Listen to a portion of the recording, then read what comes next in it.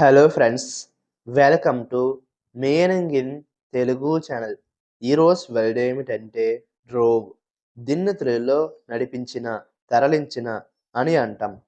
ఈ వర్డ్ని వాహనం లేదా సమూహాన్ని ఒక స్థలం నుండి మరొక స్థలానికి తరలించడం అని అంటాం.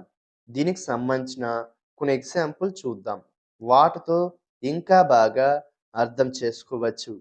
ఫర్ ఎగ్జాంపుల్, ఫస్ట్‌ది he drove to the countryside for a relaxing weekend.